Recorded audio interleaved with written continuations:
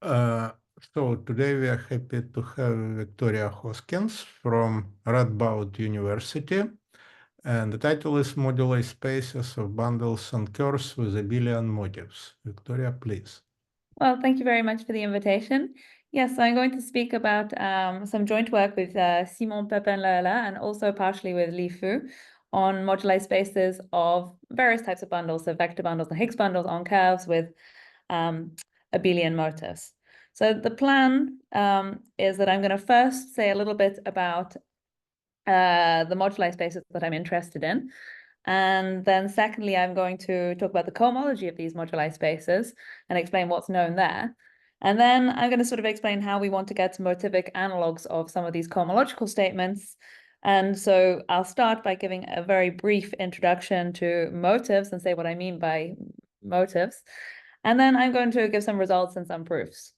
Okay, so let's just start on the bundle moduli spaces that we're interested in. So everything is going to be on a curve. So let me just scroll up. So I'm going to let C be a smooth, projective, geometrically connected algebraic curve with genus G. Sometimes we'll need to assume that the genus is greater than or equal to 2, for example, for dimension computations. And we can work for the moment over an arbitrary field K. I'll try and say when there are restrictions on the field. And so on. And for now, we can just fix any discrete invariance of vector bundles on a curve. So we fix the rank n and the degree d. And then to form moduli spaces, well, there's sort of two options. Either you can consider the stack of all vector bundles, or you can impose semi-stability and look at the moduli space. So here, because we're on a curve C, semi-stability, I mean, you can Giesecke and slope semi-stability coincide. So let's just use slope because it's easier. And so it's just measured in terms of the slope, which is just the degree over the rank. And so in particular, if the degree and the rank are coprime, then you're never going to have equality here. And so semi-stability is always going to coincide with stability. And then I think, well, everyone knows, but I just wanted to be clear, a Higgs bundle on C is a pair given by a vector bundle on C. And then a Higgs field, which is just an OC linear map, so an endomorphism of E twisted by the canonical line bundle on C. And the basic goal of this project was to study motifs of the following moduli spaces. So I sort of have a diagram where first you can start on the vector bundle world, and then you can eventually progress to Higgs bundles. And sort of maybe the most natural place to start is with a stack of all vector bundles. But actually, you could sort of see this as sitting as an open inside the stack of all coherent sheaves. And in fact, coherent sheaves will play an important role in what I'm going to say. So in some sense, much of what I say today is really relevant to GLN because we use the relationship between vector bundles and coherent sheaves. So inside the stack of all vector bundles, you have the stack of semi-stable vector bundles.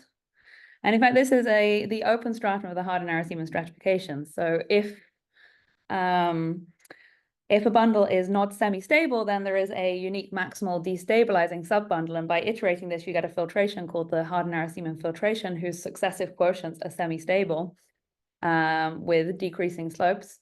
And essentially, the ranks and degrees of these quotients is giving you sort of a stratification of this stack by the invariance of these subquotients.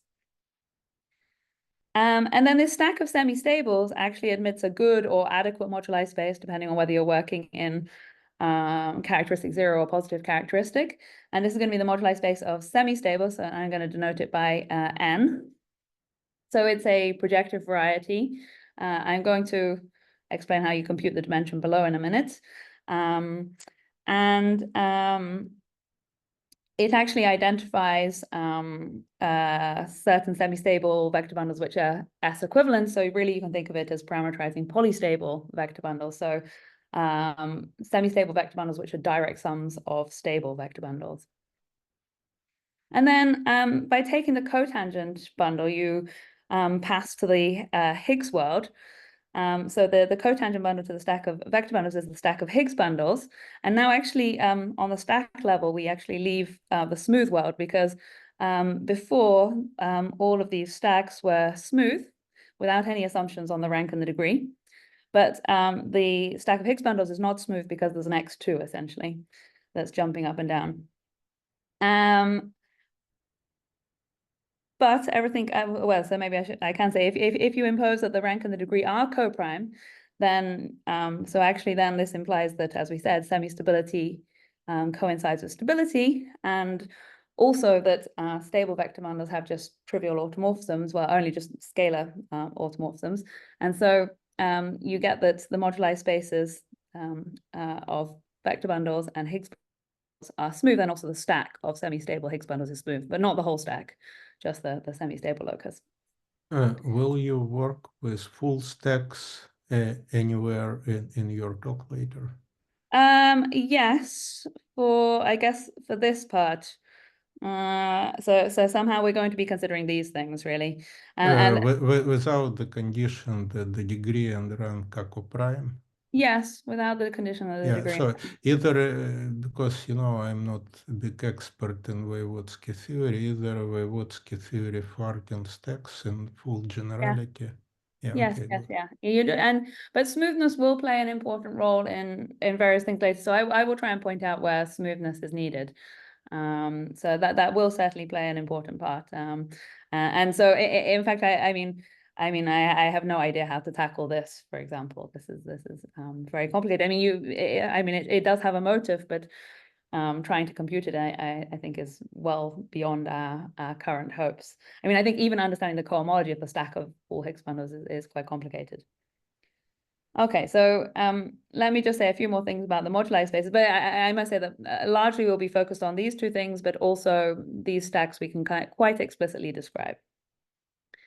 Yeah, so then we have, so I'm going to always denote the moduli space of Higgs bundles by curly M.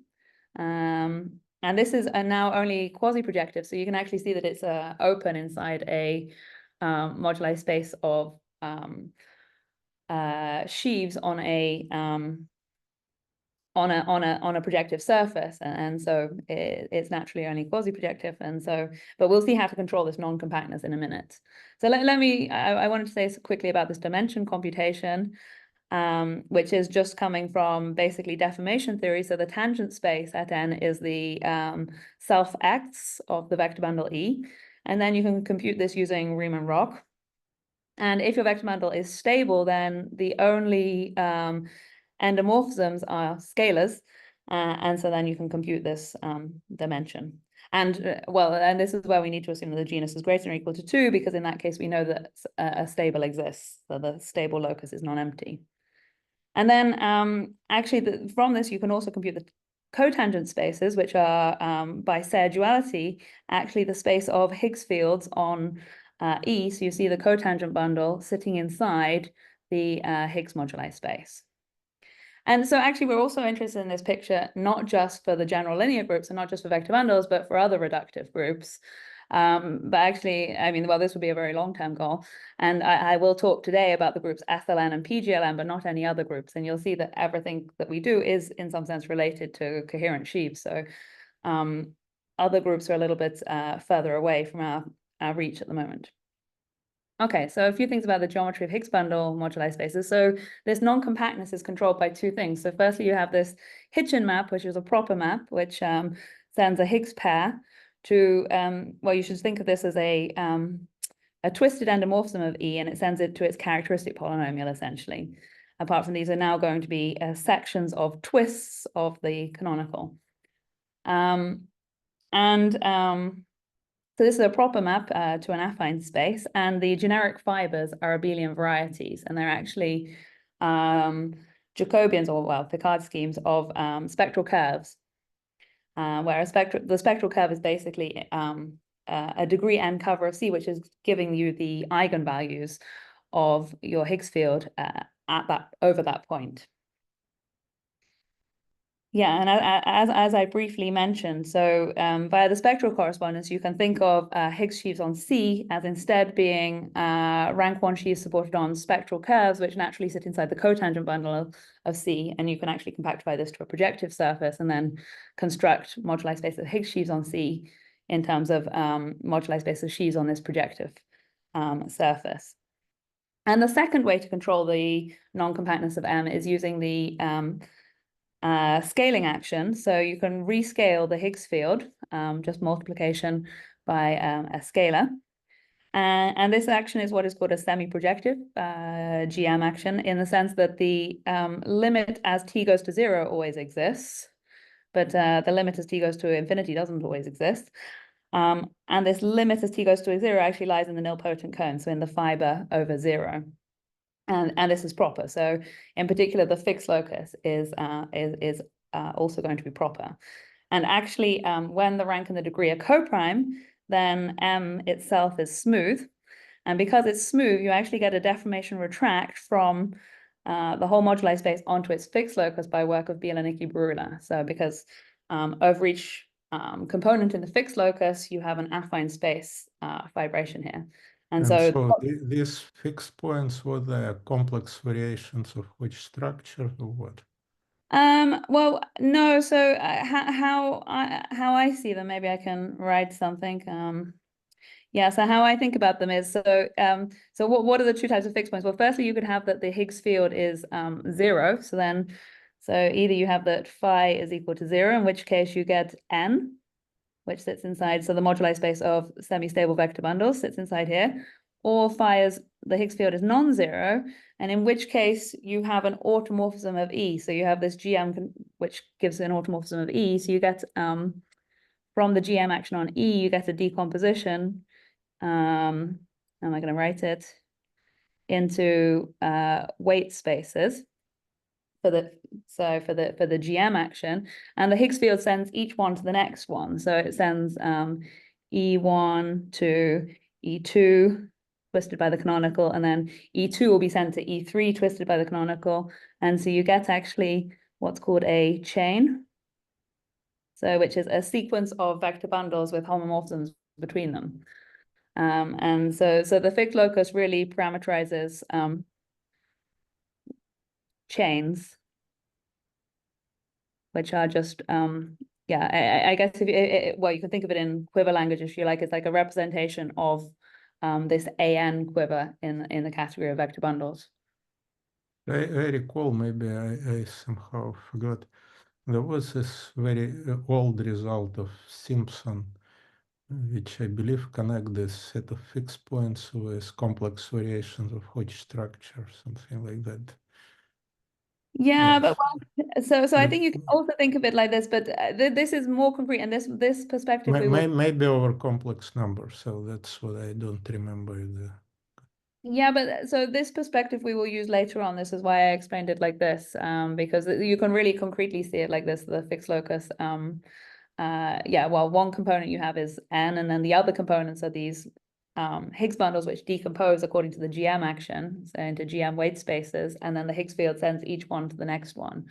So you get, and you can see that then it looks like Griffith's transversality, because you lower the. Okay, anyway, okay, it's yeah, I mean, you can think about it as well in terms of like I mean, of course, this is going to be nilpotent, right? Because each time you're sending it to the next one. So it's going to lie inside this nilpotent cone.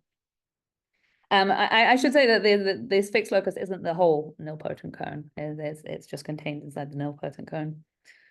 Okay, so yeah, we have these two tools for understanding the well, controlling the non-compactness.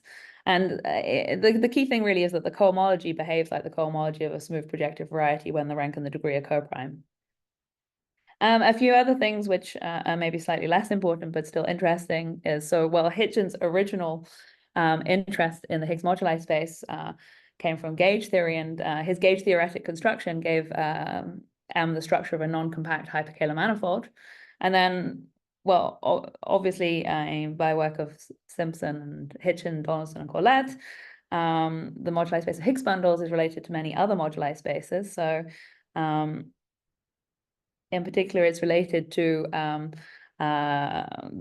so often the Higgs moduli space is called the Dolbeau moduli space. So I've written it here, and I've actually just done the case of degree 0, which doesn't involve any sort of weird twistings.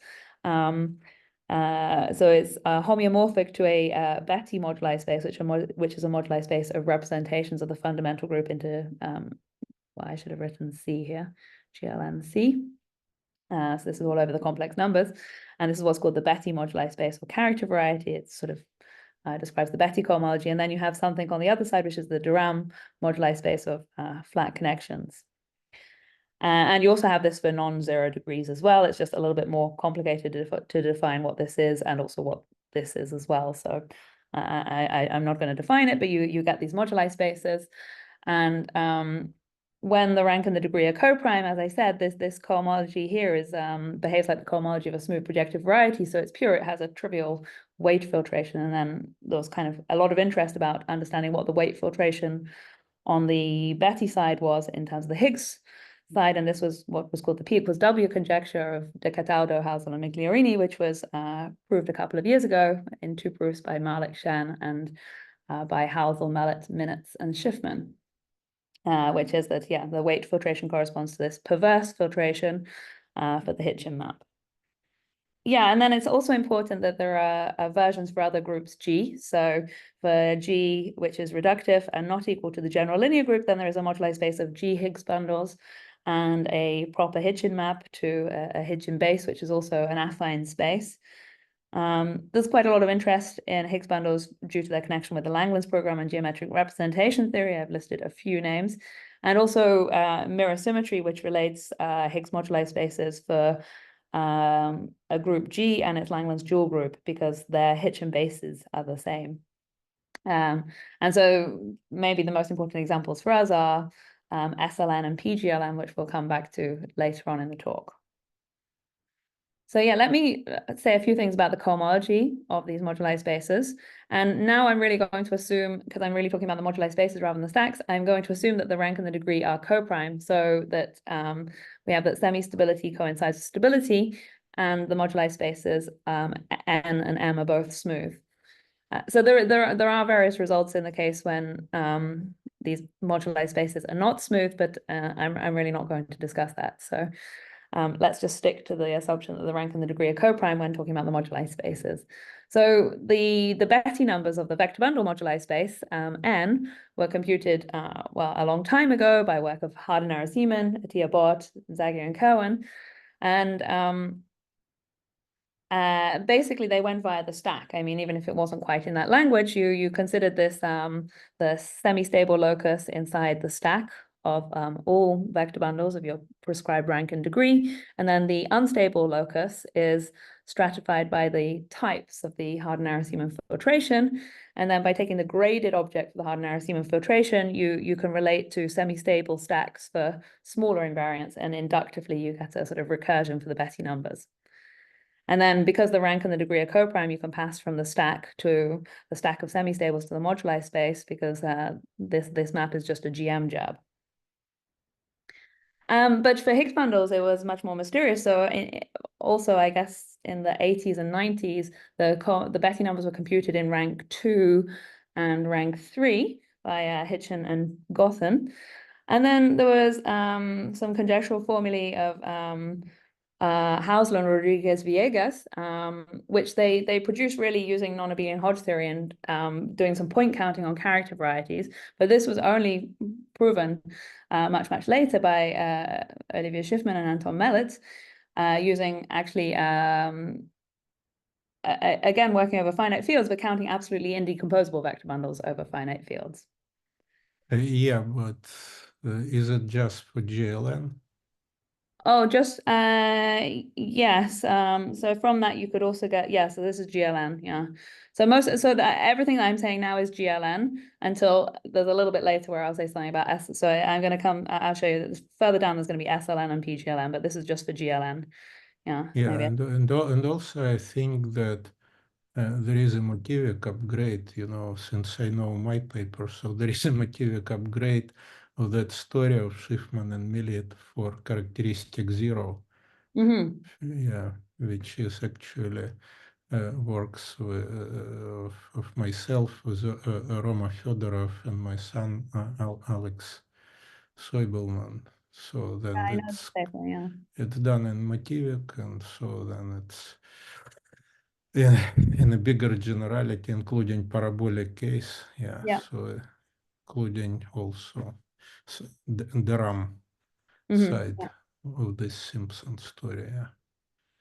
So Yeah, I there guess is, I'm not really going to say anything about parabolic bundles, but it's true that there's also that's a whole yeah. But even without even non-parabolic, what you yeah. say that over finite fields, it's indeed it was like this in 2014, but in 2017 it was also upgraded to the arbitrary field of characteristic zero, and the formulas for cohomology comes from our paper with Roma and Alex.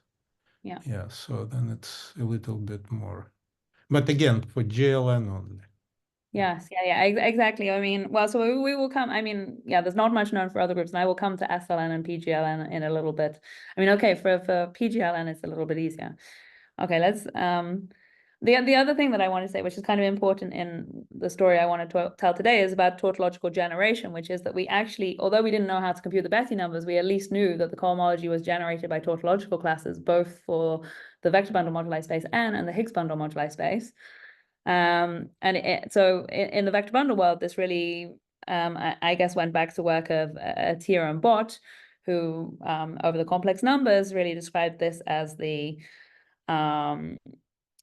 the cohomology of the classifying space of the gauge group, and then really explicitly computed this. And then from this, using Harder-Narasimhan recursion, you get that the cohomology of the moduli space of semi-stables is also generated by tautological classes. I'm a bit confused because you freely jump from field C to arbitrary field, and so then Atia bot certainly it's not over arbitrary field. Yes, yeah, that's true. Well, okay, let me put over. So yeah, indeed, this is over the complex numbers. But there are then later proofs of other fields. But indeed, like this description, yeah, I mean, indeed, it is over the complex numbers. This discussion in terms of describing it in terms of the classifying space of the gauge group. Yeah, and then on the other hand, we have or I guess maybe the easiest thing is for most of this discussion to assume we're talking about cohomology over the complex numbers, and then work of on the Higgs bundle case, it doesn't go by the stack. Instead, there's a paper of Markman which showed that it's generated by tautological classes, and this really builds on a diagonal trick of Beauville, which expresses the diagonal in terms of tautological classes. And then the point is that so actually the tautological relations for the Higgs moduli space are only known in rank 2. So it's still a lot more complicated in the Higgs story. I mean, this is basically the idea of this table, is to explain that things which were relatively easy for vector bundles were much trickier for Higgs bundles. And you can also ask what happens as you change the degree. So this is chi independence. So on the vector bundles world, you can tensor by a degree 1 line bundle if you have one. And so you get an isomorphism between the vector bundle moduli space of rank n and degree d, and rank n and degree d plus n. And you can also dualize, and these are two different isomorphisms that you have. And in fact, Harder and Narasimhan showed that the Betti numbers coincide if and only if the degrees are related by these two operations. So if and only if d is congruent to plus or minus d prime modulo n.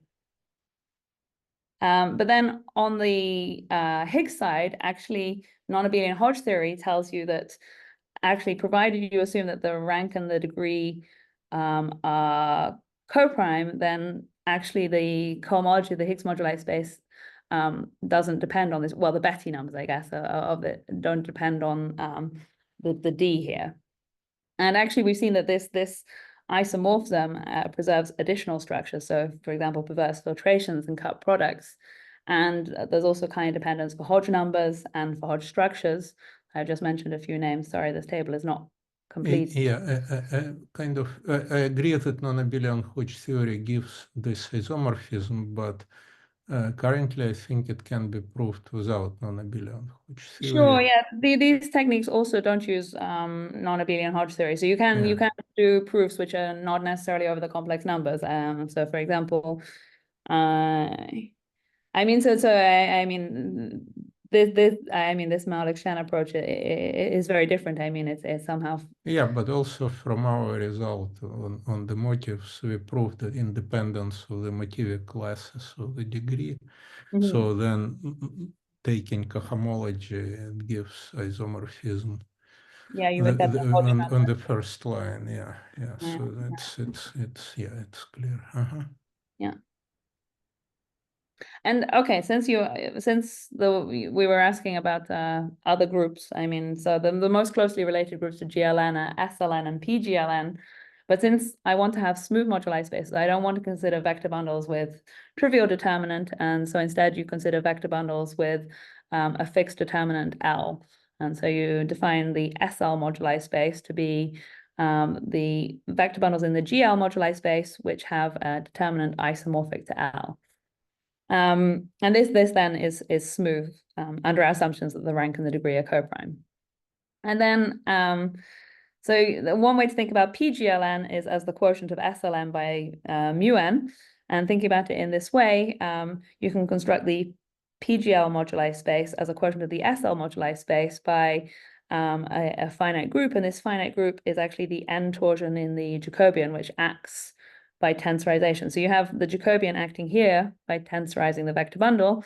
And then if you've got a vector, and then if you take something in the Jacobian, which is n torsion, then you can tensor here without changing the determinant. And so it really acts on this SL moduli space. And I'm going to take the quotient stack rather than the sort of GIT quotient, because I want to get a smooth structure. So this is smooth as an orbifold, and I'm going to define this to be my PGL moduli space. So I'm slightly leaving the world of varieties here, but just working with the Deligne-Mumford stack. And then you can do the same thing on the Higgs side. So apart from now, you need to, so on the, well, okay, let me first discuss cohomology in the case of vector bundles. So the nice thing about vector bundles is that actually it turns out that you can express the cohomology of the GL moduli space for vector bundles as the gamma invariant part of the cohomology of the SL moduli space across the Jacobian. And actually it turns out that this action of this group gamma is trivial on these factors. And so actually you get that the SL moduli space has the same cohomology as the PGL moduli space. In the case of vector bundles, it's quite different in the case of Higgs bundles. So in the case of Higgs bundles, let's move over to the other side. You do the same thing. So you ask that the determinant of E is equal to L, but then you also impose a condition on the trace that the trace is equal to 0. So your Hitchin map goes to a slightly smaller base, which I'm going to call ASL. And then the PGL moduli space is again also constructed as an orbifold quotient of the SL moduli space by this gamma action. And now this gamma action is non-trivial.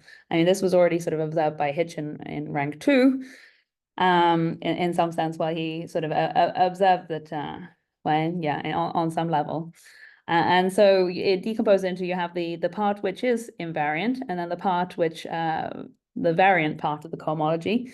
And so this part is really the cohomology of the PGL moduli space, which is tautologically generated, but then this variant part is not tautologically generated. And to describe this, you need certain endoscopic moduli spaces. Okay, so let me now turn to motives.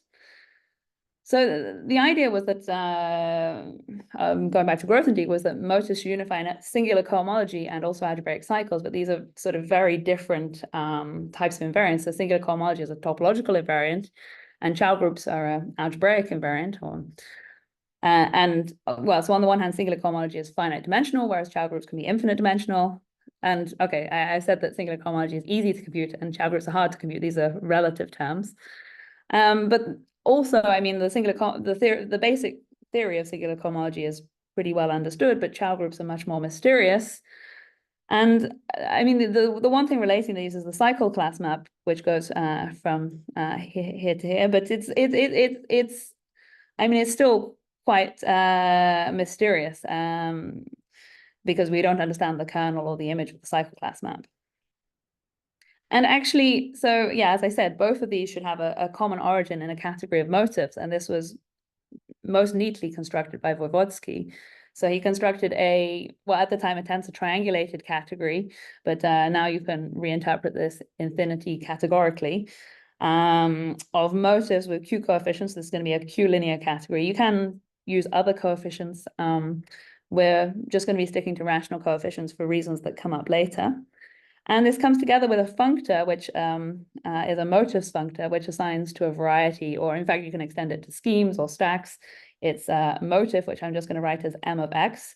And so this is a covariant functor. So you should think of this as the homological motif of x. And then this category together with this functor has the following properties. So firstly, it respects the tensor structures. So you have a Conoth isomorphism relating the product of varieties here with the product of their motifs. And then built into the construction is A1 homotopy invariance. So you have, if you've got a vector bundle on X, then the motif of its total space is isomorphic to the motif of the base. And then something which is important about Q coefficients is that you can work with the étale topology. And so what this really means is that étale descent is built into the construction. So the motif of X could be computed from an étale hypercover. Then Tate twists are the direct factors appearing in motifs of projective spaces.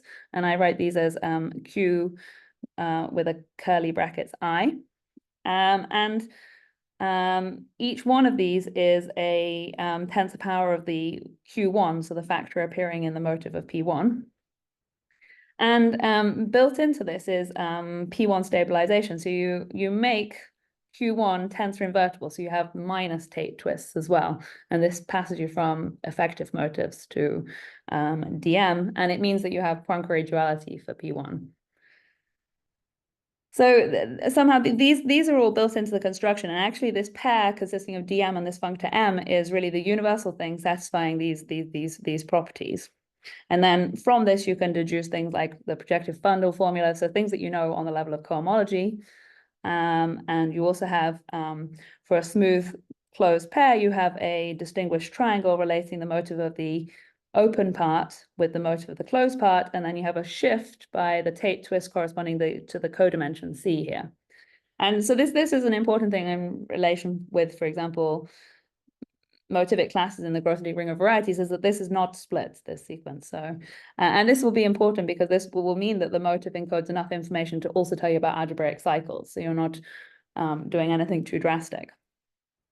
So will you have kind of results which are not visible from going to the Grothendieck group of the category of yes, exactly. So descriptions of Chow groups, for example. So this is really the advantage of working with this category DM, is that you also get Chow groups. So maybe let's just jump to Chow groups right now, and I'll come back to realization functors. So if X is smooth, you can describe its Chow groups as homomorphism groups in DM. And what are they? They're homomorphism groups from the motif of X to these Tate twists appearing as factors in the motifs of projective spaces.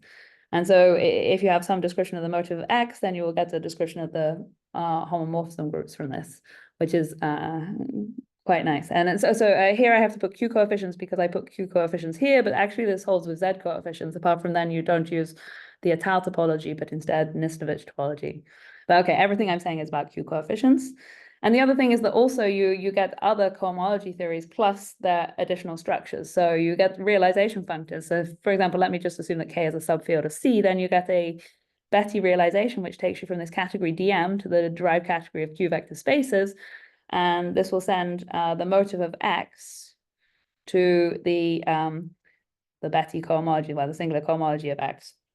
And it also tells you about its mixed Hogg structure. So you really get all of these different cohomology factors plus all of these different cohomology theories factor via this map M that we saw. And then also I should say that you don't have to work over a field. So there's also a version of relative motifs and 6 operations formulas. And that's not really going to come into this talk today, but it's kind of important for defining motifs of stacks. So you can use all of that to define motifs of stacks. Okay, so I want to spend quite a bit of time talking about the results. So sort of a guiding principle of our work has been that if you've got a moduli space with tautologically generated cohomology, then its motif should be generated by the motif of the curve, because that's really what you see on the level of cohomology, is that it's all expressed in terms of cohomology classes from the curve. And because of this, we're going to consider some sort of interesting subcategories in DM. So firstly, I'm going to take the category generated by MC, which is the thick tensor subcategory generated by MC. So it's stable under finite direct sums, and I'm also going to insist that it's stable by taking direct factors. So I can take direct factors of things, and then I can consider a slightly larger category where I allow small direct sums. So for example, countable direct sums. And this is the localizing tensor subcategory generated by the motif of the curve. And these are contained inside the category of abelian motifs, which is just the category generated by motifs of abelian varieties. The A here is an abelian variety. Or equivalently, this is the same as the category generated by motifs of curves, where so X is any smooth projective curve. And I want to give some ideas of the objects that lie inside these subcategories, because so first of all, we're going to give some sort of qualitative results about motives lying in particular subcategories, and then I'm going to explain how we can get some more quantitative results from this. Okay, so firstly, the motif of the curve, just like the homology of a curve, decomposes into three pieces. So you have sort of two trivial pieces at either side, and then the middle piece, so which corresponds to the H1, recovers for you the cohomology of the Jacobian if you take its symmetric powers. So you have this formula for the motif of the Jacobian of C in terms of symmetric powers of this middle piece of the motif here. So I mean, just like you do on the level of cohomology. And so what objects lie inside these categories? Well, for any n greater than or equal to 0, you have the positive Tate twist Qn, and then you can take direct sums. So then you get the motif of Pn is contained inside there. And also you get symmetric powers of curve. So because the motif of symmetric power of curve is just the Sn invariant piece of the motif of the curve to the power of n. So that's the motif of the curve tensor n. And also from these expressions here, you see that the motif of the Jacobian also lies inside this smaller category, this thick tensor subcategory generated by the motif of the curve. But what kind of objects lie in this bigger category? Well, then we might want to take the motif of BGM. So this is now the motif of sort of an infinite projective space. So it's an infinite sum, and so then we need to work in this larger category, and we can also take zeta functions. So we take symmetric powers of motifs of curves, and then with some Tate twist inside here. And this looks like this, and this lies in this bigger localizing subcategory. So okay, this table just summarizes the results that we know about where the motifs of the various stacks that we considered lie. So let me just talk about stacks of vector bundles first. So we proved that the motif of the stack of vector bundles, so there's no assumption on the rank and the degree here. The only assumption actually is that we assume that the curve has a rational point. So the motif of the stack of vector bundles of rank n and degree d is in this localizing subcategory generated by the motif of the curve, and also the same for the stack of coherent sheaves on a curve, and also the same for SLM bundles on a curve. And then using Harden-Arrowsiemann recursion, you can prove that the semi-stable substack is also contained inside here. So this is together with Simon. And and in fact, yeah, but can you just compute the motif of coherent sheaves very explicitly? The level of cohomology, there was a solved result by Heinlott. Yeah, so we're coming to this. I'm gonna. Okay. It's coming below, so I'm gonna give these explicit formulas in a minute. And indeed, we do have a lift of Heinlott's result. But I just want to sort of, this table just sort of summarizes everything, and then I'm going to come into a little bit more detail. So I must say on the Higgs bundle level, again, I know nothing about the stack really. I think again, even on the level of cohomology, it's complicated to say something about the cohomology of the whole stack Higgs bundles. Yeah, this I'm a bit confused. I mean, if you no, but I think you mentioned earlier some results of Schiffman and Melit, especially Melit. But these were really about the moduli space. I mean, or the moduli stack of semi-stables. No, but we have result again, since you didn't mention this with Fedorov and my son Alex, had results for moduli stacks, and from those again for the group GLN only, but it's you are talking about essentially vector bundles by your notation, yeah. All right, and from that you can derive Melit and Schiffman if you want by wall crossing formula of Maxim and myself, and so, but you can compute the cohomology. I mean, it's quite explicit in terms of certain platistic exponents, if I remember correctly. Yeah, so I guess exactly. I guess whenever you do this, you have some sort of generating series, so you have to consider them all together. But then I guess you can try and solve this and really. Yeah, you should consider indeed. You should consider the generating series overall. Well, Chern classes like N and D, but then there is this wall crossing formula which allows you to get you know like from Riemann zeta function, you can derive individual local factor in this Euler formula. So there is a similar procedure to derive from this generating function individual motivic classes and as a corollary cohomology, and that's what we did. So then it's not, I mean, it's done. Sure, yeah. I guess I also yeah. didn't really say anything about Grothendieck ring of varieties for vector bundles as well. No, Because it's not important. You can work with Chow motifs. It's not really about Grothendieck. You can choose whatever motivic ring you like.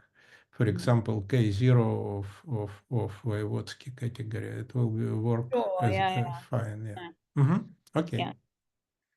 Okay, but I mean, I think, well, okay, I want to say we're going to get some really elegant formulae here, and I don't think it's going to be so easy to get such elegant formulae for the Higgs bundle. We have very explicit way. If you look, I mean, I don't know whether they're elegant. It depends on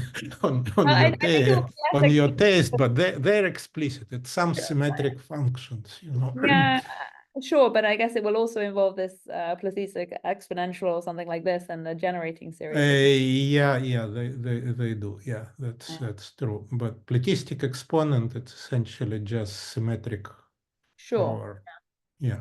Which we also. Of course, if your formulas are kind of more elementary, yeah, it would be nice. But you have this question mark, so probably you don't have it. So no, we don't have at least at the level of whatever, let's call it ugly, but explicit and very short formulas, they do exist. Yeah. Okay. I mean, well, yeah, okay.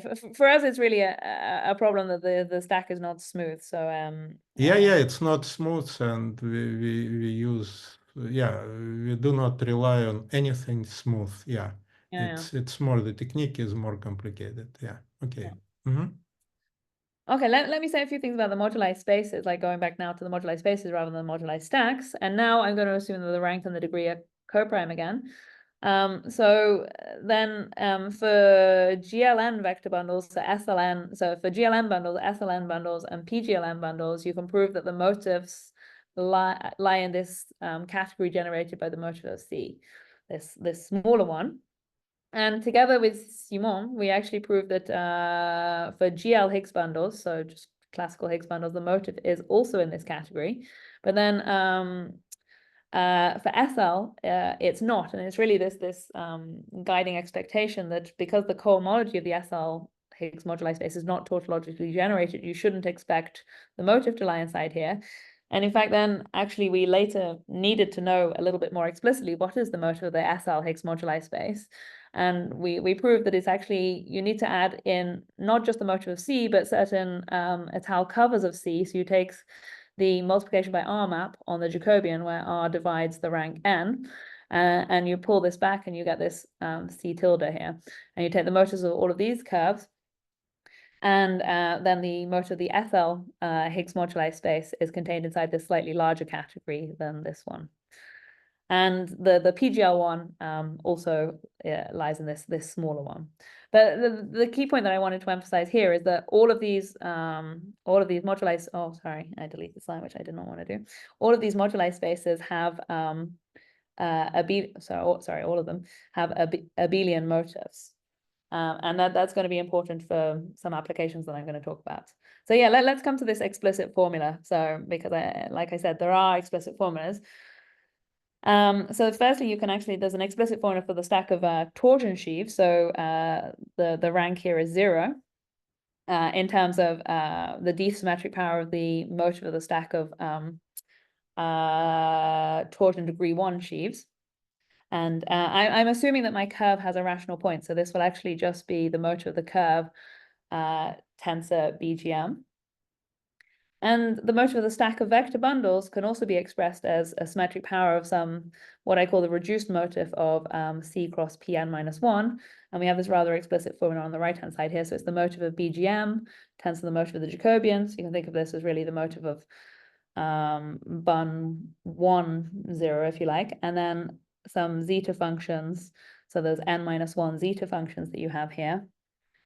And then also we have a formula for the motive of the stack of coherent sheaves, which rather than having a finite number of zeta functions, you have an infinite number of zeta functions. So it's, and yeah, as you said, on the level of cohomology, we have these descriptions. So the first one is Le Mans, and then the second one is really a Tier-Bott, well, okay, over the complex numbers. And then the third one is Jochen Heinlott. And so I wanted to give the proof of this theorem, but just I'm going to give the proof of the formula for the stack of vector bundles. So this is part 2. And the idea is really to use some work of Biffig, Ewan, and Letizia, who gave an algebraic description or computation or algebro-geometric computation of the cohomology of the moduli space of vector bundles by rigidifying the stack. So somehow and they called it using matrix divisors, but it's using some sort of quat schemes. So this diagram summarizes everything, and then I'm going to explain in a little bit of detail how this goes. So you start with your stack Bun of vector bundles of fixed rank and degree, and then you're going to replace this by an ind quat scheme, and then you're going to replace that by an ind flag quat scheme. And we're going to compute from sort of the right to the left. So we compute the motives of these using basically the projective bundle formula. And then we pass from here to here by taking invariant parts for a symmetric group. So it's going to turn out that this map from here to here is going to be a small map and a torsor for a symmetric group on an open piece. And then, so the reason why we had to pass this flag version was that we didn't understand the transition maps motivically, but now we do understand them here, and so then we can understand how to compute the whole of this thing. And then finally, we claim that the motive of this is actually the motive of this, because this last thing is almost a vector bundle. So I'll explain what I mean by almost a vector bundle. Okay, so what are these div L's and f div L's? So div L is just firstly, I'm going to fix a point x on my curve. So there was an assumption that I had a rational point, so I'm going to fix this point. And then I take the line bundle OX and I tensor it by L, so I get OLX, and I take n copies of this is a rank n vector bundle, and I look at vector bundles E of rank n and degree D. So this has a natural forgetful map to Bun, just remembering E only, which are sub-sheaves of OLX plus n. So this is actually a quat scheme, right? So the quotient here is going to be torsion, and it's a smooth projective quat scheme. So again, it's kind of important that it's smooth here. And this is very nice because it's we're looking at torsion quotients on a curve. So this quat scheme turns out to be smooth. And then the flag version of this is, so here the torsion thing has degree NL minus D, and now I filter this by NL minus D steps, so that each step I'm just increasing the degree by 1. So I've written it here. That's a more complicated way of saying it, but so all of them have the same rank, and then the degree is just increasing by 1 at each step. And so you can think of these as elementary Hecker modifications. And so an elementary Hecker modification of a vector bundle of a point X in C is just a surjection from the fiber at that point to K. And so this is parameterized by a point in a projective space. And so you can actually see that if you look at the support map, which takes you to the support of all of these torsion things, then this is an iterated projective bundle. And so from that, using the projective bundle formula, you can compute the motif of this. So that's the first step in this. So the motif of F div L is actually the motif of the curve across this Pn minus 1, and then to this power here. So this is just the projective bundle formula.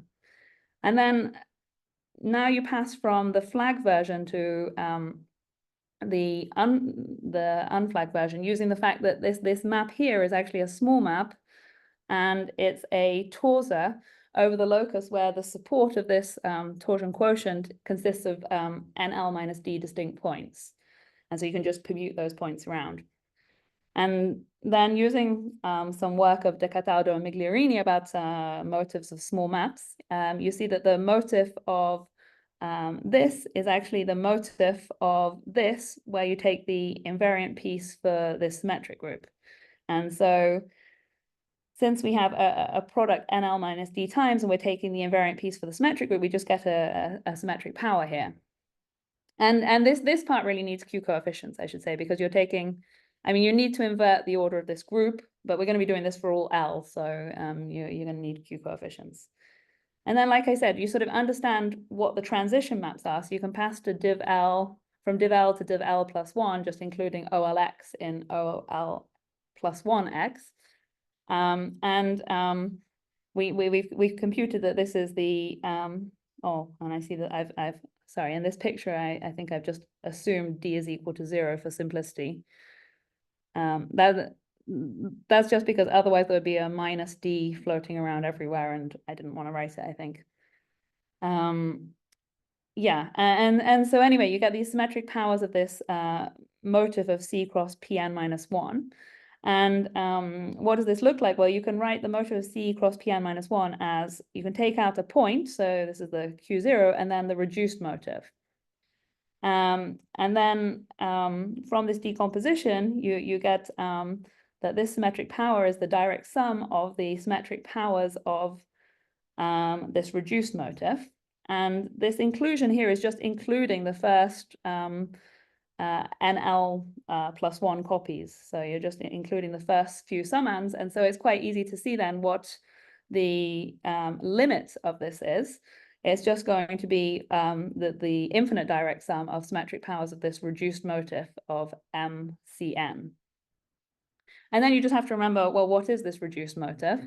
So then I write it down here. So the reduced motif of MCM is the reduced motif of the curve. And then plus you have something coming from the motif of curve and parts of the motif, well, essentially the reduced motif of Pn minus 1. And so writing this all out, you get the sort of middle part of the motif of the curve, and then this Q1, that's the other part of the motif of the curve. So we just canceled the Q0 part, basically. And then we get these bits here, and each one of these factors is going to give you a different thing. So this one gives you here, this one gives you BGM, and each one of these gives you a zeta function, essentially. So this gives you our formula, and then the last thing to do is to, looking back at this diagram, is to go from this thing to the stack of all vector bundles.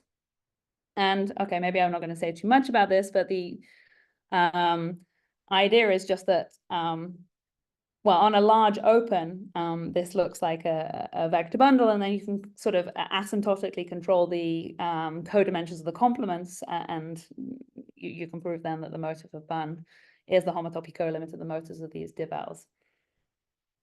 Okay, so I wanted to have some time to talk about some applications. So let me just say that I don't know how many of these theorems I'll present, but so yeah, you get actually a description of Chow groups from this because the stack is smooth, and you also get some theorems which I'm going to explain now. So one of them is about motifs of Higgs bundle moduli spaces. So firstly, we just get that this result that I stated earlier, that the motif of the GL Higgs moduli space is contained in the category generated by the motif of the curve.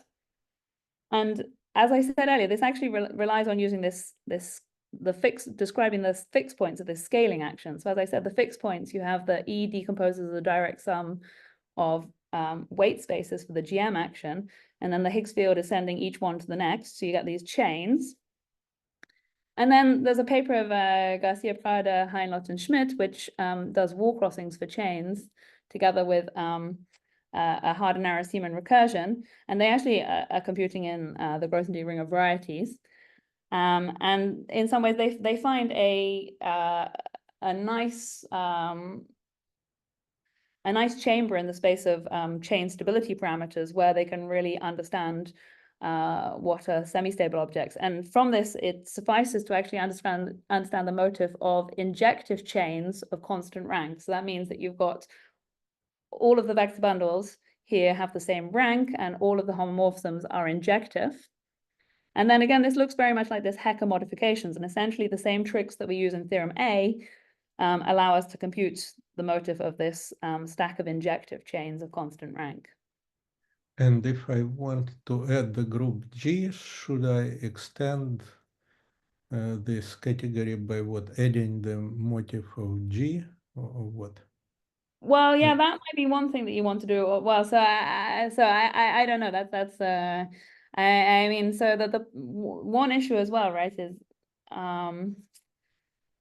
if G is not special, and yeah, you need to think about, I mean, because here we have that the built into our construction is the motif of a vector bundle is the motif of its base, right? And you might want to do something like that with G torsors, build that in by construction. Okay. Yeah. But let me just say that let me just briefly say about SL, like Higgs moduli spaces. So why do we have to add these extra tau covers? Well, basically the point is that at some point you need to take a root of a line bundle. So you're pulling back along this multiplication by R map on the Jacobian, and that introduces these tau covers. Okay, let me I also wanted to say that so this is just some qualitative statement about the motif lies in this category, but these in particular lie inside this category of abelian motifs. And once we know that the motif is abelian, we can use various conservativity properties of abelian motifs to deduce other results. So let me just focus on this application B. So yeah. The first thing is, well, on the level of vector bundles, you can actually show a motivic version of the hard and narrow Simon theorem, that the motif of the moduli space of vector bundles is the motif of the moduli space of vector bundles with fixed determinant tensor the motif of the Jacobian. And essentially the point is that, so geometrically you have this description like this as a quotient. And so this means that the motif of the vector bundle moduli space is going to be the gamma invariant piece of this motif. And then you can just show that the gamma action is trivial by using the fact that you know that it's trivial on L-adic cohomology. So you can use, and then you can use conservativity of the L-adic realization on abelian motifs. So the point is that you know that all of these motifs are abelian. And so then you know that actually this action must be trivial here. And then another quite nice thing is that we can actually get formulas in low rank, which well, they're explicit. They're not as nice as the formulas for the stacks. And theoretically, you should be able to get it in higher ranks, but it's quite a complicated procedure because what we do is we work in the Grothendieck group of Chow motifs. And you want to manipulate expressions so that you have positive identities because there's no minus in DM. And if you can do that, then you can lift these positive identities for abelian Chow motifs to the category of Chow motifs from the Grothendieck group. And the key point here is that the map from Chow motifs to numerical motifs is full and conservative. So you can kind of go all the way from this picture along over to here. And let me just show the formulae because I think it's interesting to see. So in rank 2, we have a formula for the motif of the vector bundle moduli space with fixed determinant L and the Higgs moduli space, which, so as always, when you've got the Higgs moduli space, you have one component. So this is coming from the GM action. This is the vector bundle one. And then you have some other terms. You have some Jacobians, some symmetric powers of curves, and then some Tate twists. And then, okay, in rank 3, I also wrote them down, but you got some Tate twists, and I just didn't write down what these were, but you can explicitly write them. I just didn't for the formulae here. And now you've got a product of 2 different symmetric powers of a curve. And okay, there's some certain intervals that you have appearing here, but maybe let me just I did want to quickly say maybe one more thing, which is that maybe just 1 minute. You can also get motivic lifts of cohomological statements. So we actually get a motivic lift of cohomological mirror symmetry, which is relating the SL Higgs moduli space and the PGL Higgs moduli space. So we get the motif of the SL Higgs moduli space is the orbifold motif of the PGL moduli space, twisted by a natural gerb on this. And this is really analogous to a bunch of results in cohomology, but maybe this is a good place to stop, I think. Yeah, thank you very much. So it very interesting, although a bit condensed. Yeah, sorry, it was a bit fast towards the end, but I wanted to Yeah, for this formula. motivic mirror symmetry, do you know it for other pairs of Langlands dual groups? No, because again, so the idea to proving this was really there's a construction of Malik and Shen for cohomological mirror symmetry, and theirs is very geometric. So we essentially construct a morphism whose Betti realization is the morphism of is the isomorphism of Malik and Shen, and then we use conservativity of the Betti realization to on abelian motifs to say that, well, our morphism must have been an isomorphism because its Betti realization is an isomorphism. And the point, well, there's 2 things here which really involve the groups SLN and PGLN. So firstly, the construction of Malik and Shen is really for SLN and PGL, and it really uses the endoscopic theory for SL and yeah, a lot of detail about that. And then the second thing is this result that the motifs of the SL and PGL moduli spaces are abelian themselves. So this was this theorem B that we had earlier, and that actually relies on the formulae that we had for the motive of the stack of vector bundles. And that really also relies on the theory of coherent sheaves, because maybe let me just go back to the proof. At some point, we use Hecker modification. So we use a lot the theory of torsion sheaves, basically, in the proof. And so there's not an obvious way to generalize this for G, which is not related to GLN in some way. So SLN, PGLN, they're close enough to GLN. But we really use the theory of, you know, coherent sheaves, torsion sheaves, and so on in our formula for the motive of Bunn. And so, and everything else comes from that. So this computation appears in the computation for the motive of the Higgs moduli space. So I think with our current techniques, it's not possible to attack other groups, but I think other techniques might work. I mean, you could try and find a different replacement for this, which isn't of this form, but something kind of different, and that might work instead. And you sort of want, yeah. Yeah, I don't know, for example, using this Hitchin map. I mean, theoretically, I don't know, because people are trying to kind of, I mean, this mirror symmetry, which many people try to make sense at the categorical level. This, I believe, Donagi, Panti, Farinkin, anyway, many people. Yeah. Yeah, yeah, but I have a question. What about the motives of the other members of this Simpson world, like Deram and Betty? Well, so the Durham one has the same motive as the Higgs one. For degree 0, probably, yeah, because otherwise there is no flat connection. Yeah, well, you can use this what's it called? Is it called the Hodge moduli space? So you can use this space of lambda connections. Yeah. Because you work with moduli spaces, yes, indeed.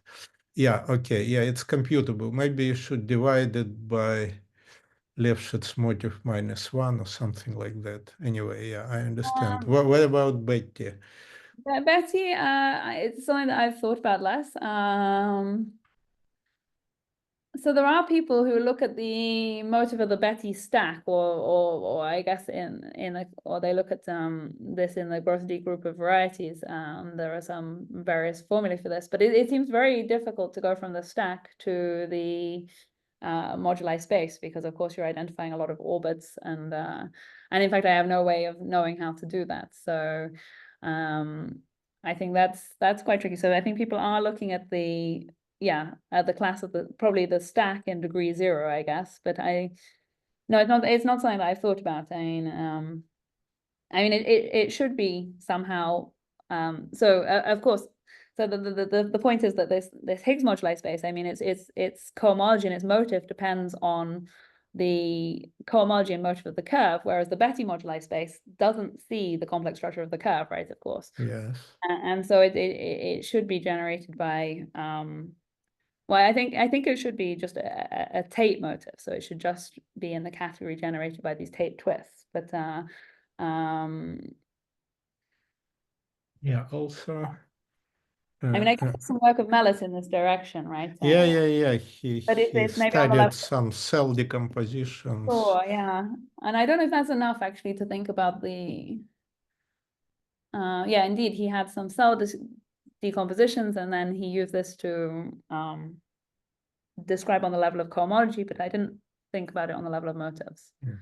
But indeed, he does have this rather nice cell decomposition of Betti moduli spaces. Yeah, and also another thing which you mentioned briefly at the very beginning, but which probably leads to a different direction. So like Higgs bundles can be thought of as coherent sheaves on the cotangent bundle with a pure one-dimensional support.